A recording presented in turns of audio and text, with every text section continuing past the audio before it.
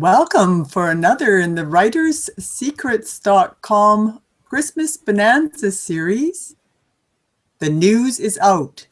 Cambridge senior citizen releases stunning manuscript of Herod, King of the Jews. Astonishing revelations from the man accused of the slaughter of the innocents and intended murder of Jesus the Christ by Dr. Jeffrey Lant. Dr. Lant? I have held this story privily and to myself for over 4 decades now. Not a day goes by, not an hour, that I have failed to examine this manuscript, touch it, venerate it, until I have come to know each sentence, every word, indeed every smudge and discoloration. Since the very day this story begins so many years ago, this document has determined the course of my life. Instead of merely discovering perhaps the most important of historical documents, the Apologia Pro Vita Sua of Herod, King of the Jews, archetype of majesty, I have found a master.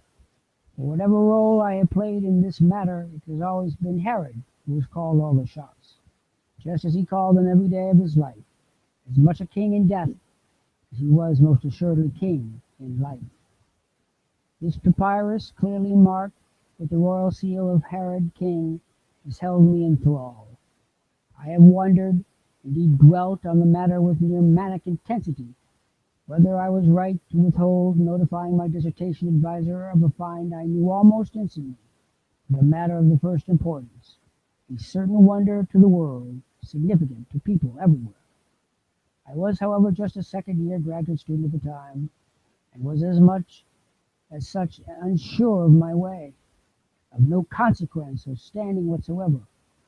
I decided then, and have lived with the consequences of this decision ever since, that when I was ready, I would release the fateful document I have always known would make my career, guarantee a plum academic appointment, respect and admiration my certain portion, along, of course, with the jealous denunciations, painful abuses, and hurtful execrations of those who were determined to bring low anyone who threatens, as I and this seminar document would most certainly threaten, the version of events they had propounded and rested their careers, well-being, and reputations upon.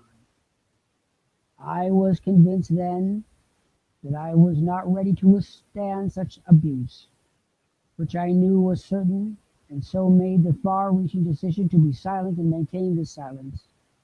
Each time thereafter I determined I was at last ready for the world to know and take my rightful place amongst today's Sadducees.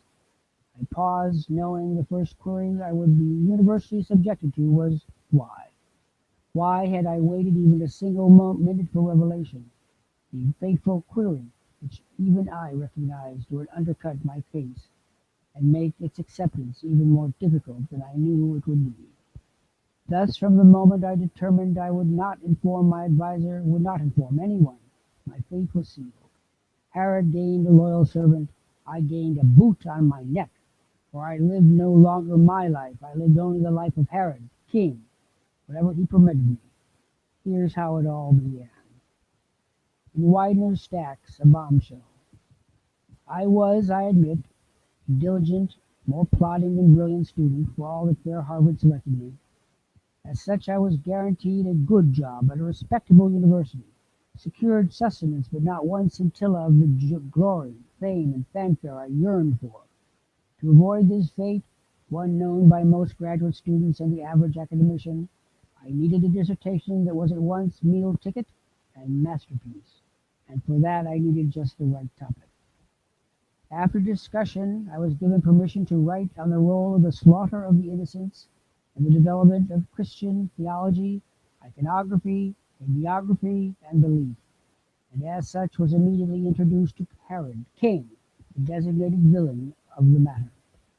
Herod, scoundrel, murderer, infanticide, scourge of every decency, infamous traducer of every humane value, king. The point of a dissertation, a doctoral thesis, is for the designated educational authorities to determine if you, aspirant to the academy, can advance the cause of truth, veritas, as they simply say at Harvard, and having advanced your point of view, defended against all comers, and so enrich humanity. It is the noblest occupation of all, the process through which assertions, however audacious and astonishing, shine out, not as opinions, but as truth, thereby taking the place of mere arguments once regarded as important, now instead to be regarded as untenable propositions, no longer regarded as anything but the quaint beliefs of earlier, less enlightened times. All true scholars participate in this crucial work. Indeed, it is the major reason for the very existence of the Academy. For all work hard, for wages ample but not excessive, shaping society, enriching society, advancing society, word by careful word, idea by new idea. I was proud to walk this road, honored, humble before such a great goal, determined to be worthy of the name scholar. And so I opened my research on Herod, born 73, 74 BCE, died 4 BCE, age 70. His reign 37 to 4 BCE, his wives 10, his children at least 10, his vast achievements, particularly the construction of the second temple of Judaism, and the astonishing engineering feat that was Caesarea Maritima, and its breathtaking port, the envy of every governor and autocrat, necessitous of tax revenues, and wishing new ways to tap into the never-ending bounty that was the trade of the Orient. Herod was the envy and inspiration of all, even unto the reigning Roman emperor himself. The dark, sinister, paranoid, helpless, fearful ruler, murder always at the ready, to ease his uneasy spirit. Then there was the other Herod, the one whose violent deeds continue to shock, disquiet, and disgust. This was a man of dark thoughts and darker deeds, a man whose penchant for murder as statecraft still reeks 2 millennia later. This was the man who killed his second wife, Queen Mariamne, likely the only woman he ever loved, who then roamed the corridors of his many palaces, calling her name, summoning her back to the life he had summarily ended. He likewise killed his 3 sons by this queen, as well as unnumbered officials, soldiers, priests, subjects, and nobles. Such a man well knew there would be jubilation at his death, and so ordained that the leading men of every family, tribe, and section should die with him, thereby producing distress, lamentation, and grief suitable for his stature and majesty. Such a man could easily be thought to commit the unthinkable, the one act universally regarded as unmitigated evil, the act known to history as the slaughter of the innocents, enshrined for all the world to know and judge in the Holy Bible, St. Matthew 3:13-16. Then Herod, when he saw that he was mocked of the wise men, was exceeding wroth, and sent forth and slew all the children that were in Bethlehem, and in all the coasts thereof from 2 years and older, according to the time which he had diligently inquired of the wise men. This was, and has always been, the gravamen against this notorious sovereign, a grave charge found nowhere else. Even so, this heinous deed was accepted by all historical facts, the very gospel. My diligent researches revealed nothing more until one unforgettable afternoon in the cool recesses of the Widener Library. There, at the bottom of a dusty box, tied in heavy string, marked as a previously unopened, uncatalogued bequest of Judaica, was destiny in the form of a seal, the kind of official marking on the correspondence of some great man, indicating a matter of significance, and so it most assuredly was. The Gospel according to Herod, King of the Jews. I would have removed the document from the box in any case. The sheer beauty and intricacy of the seal, remarkably intact, assured that. Its design I later identified as an element from the facade of Herod's masterwork, the Great Temple of the Jews.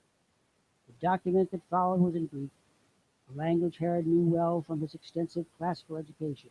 Here, too, he had the advantage of me. But I knew enough to know the salutation was the king's own. It said, "Attend to Herod, king." He used the Greek word, basileus. Soon I was giving every moment that I could enter the stacks to this document, early and late. I thought of nothing but its translation. But this was not enough. My poor Greek made for slow progress, and so I determined to borrow this document from the library, promising to return it as soon as I had finished. But of course that day never dawned. I am looking at it now. Obsession, a secret life. Herod rules my life. Over the course of the next months,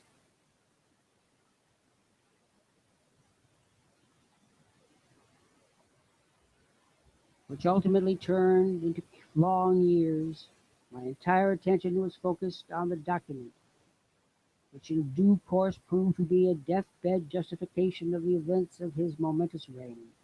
The drift was always the same. I did such and such a thing because I was king, not saint. Yes, he killed Queen Mariamne, a tiresome woman who would not keep her place. Yes, he murdered her brother, the high priest, and an ambitious man with his eye on my crown and the head in it. Yes, he murdered his 3 sons by Mariamne, useless drones with only one interest in life, seeing me dead. The document, running some 5,000 words in the most elegant and sophisticated Greek imaginable, was a treasure trove of valuable insights.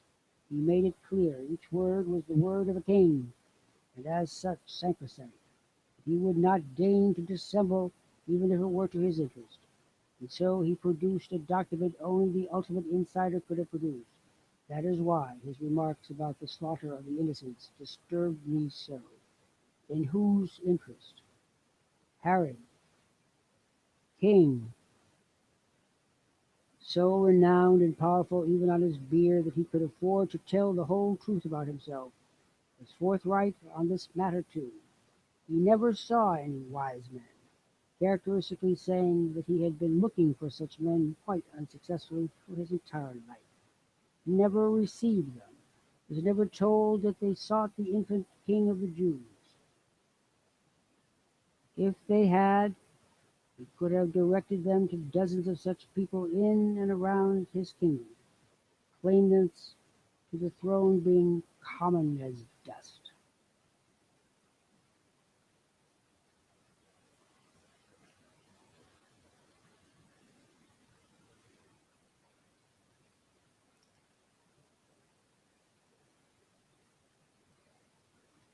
Thank you, Dr. Whoa, Lant. whoa, whoa, whoa, whoa, whoa.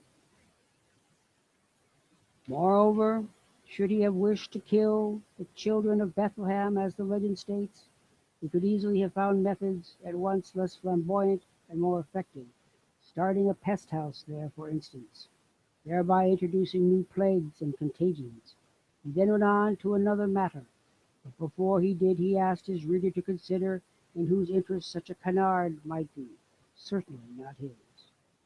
Over time, the likely answer to Herod's sharp question emerged. The early Christians lacked credibility and needed as many miracles as quickly as possible to grow and prosper. Casting Herod as the certain cause for one of history's most tragic and cruel events allowed the early fathers to dazzle by claiming miracles, indeed the very involvement of God himself on their behalf. Never mind, it was untrue. Thus, instead of this biblical truth, I came to adhere to Herod's no-nonsense conclusion that the entire matter of this slaughter was fraudulent, a pack of convenient lies composed for their own purposes. What was I to do? I had by now been expelled from Harvard, not for the theft of one of history's most important documents, that was child's play, rather for neglecting my other work in classes.